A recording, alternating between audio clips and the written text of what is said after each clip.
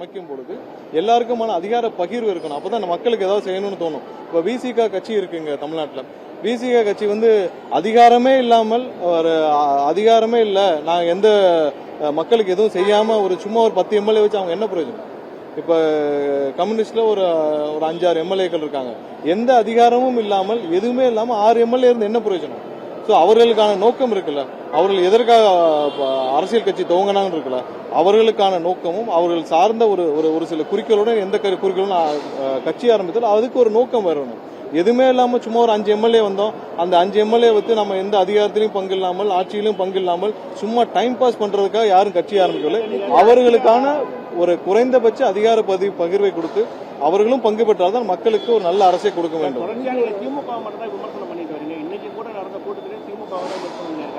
மத்திய அரசோட பட்ஜெட்டை பற்றியோ மத்திய அரசு கொண்டு நிதி பங்கீடு பற்றியோ எந்த ஒரு கண்டனமும் இல்ல. ஒன்றிய அரசுடைய பட்ஜெட்டை பத்தி அடுத்த நாளே இப்ப பிரஸ் மீட் வச்சு அதுல கடும் கண்டனத்தை தெரிவித்து விட்டோம். தமிழகத்திற்கு எதிரான பட்ஜெட்னு சொல்லி அதுல எந்தெந்த வகையில தமிழகத்திற்கு துரோகம் இழைக்கப்பட்டது, அதுல எம்எஸ்எம்இ செக்டர்ஸ்க்கு மொத்தமே 10,000 கோடி தான் ஒதுக்கப்பட்டது. அதுல தமிழகத்துக்கு எவ்வளவு வரப்போகுது? ஏன்னா போன வருஷம் கொடுத்த பங்களிப்பிலே கூட 12,000 கோடி குறைவாக எம்எஸ்எம்இ செக்டர்ஸ் கொடுக்கப்பட்டிருக்கு. தமிழக கனிம வளங்களை சுரண்டப்படுவதற்காக ஓபன் பண்ற அந்த கனிம வள கேரிடாரை நாங்கள் எதிர்க்கிறோம். ஒவ்வொரு விஷயத்தையும் நாங்கள் எதிர்ப்பு தெரிவித்து அன்னைக்கே சொல்லிட்டோம். அதில் ஏன் பத்திரிகையாளர்கள் அது திரும்ப அந்த கோணத்தை நீங்க எடுக்காமல் நீங்க மாற்றி இதை மாதிரி பேசிட்டு இருக்கீங்கன்னு தெரியல. கண்டிப்பாக அடுத்த நாளே பிரஸ் மீட்ல நாங்கள் எந்தெந்த வகையில் ஒன்றிய பட்ஜெட்டை நாங்கள் எதிர்க்கிறோம் என்று அடுத்த நாளே குறிப்பிட்டு விட்டோம்.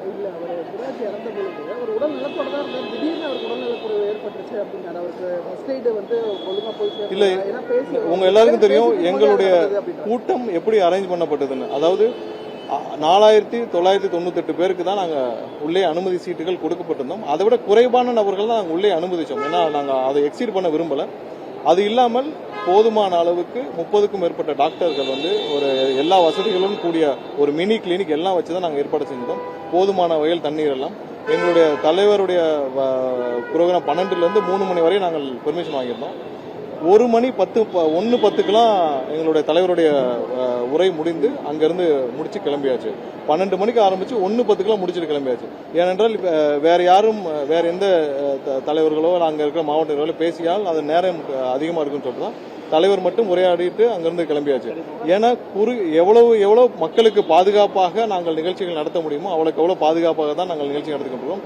இந்த சுராஜுக்கு ஏற்கனவே உடல்நலம் சரியில்லாமல் இருந்தார் என்று அவருடைய உறவினர் மூலமாக எங்களுடைய மாவட்ட நிர்வாகிகள் சொன்னார்கள். இல்ல, நாங்க அவருடைய மாவட்ட அந்த நிர்வாகிகள் அவங்க வீட்டுல ஃபேமிலியில கேட்டுட்டு தான் சொல்றோம். அதையெல்லாம் கேட்ட பிறகுதான் கண்டிப்பாக என்ன இருந்தாலும் எங்களுடைய கூட்டத்திற்கு வந்தவர் அவருக்காக நாங்கள் வருத்தத்தை தெரிவிக்கிறோம்.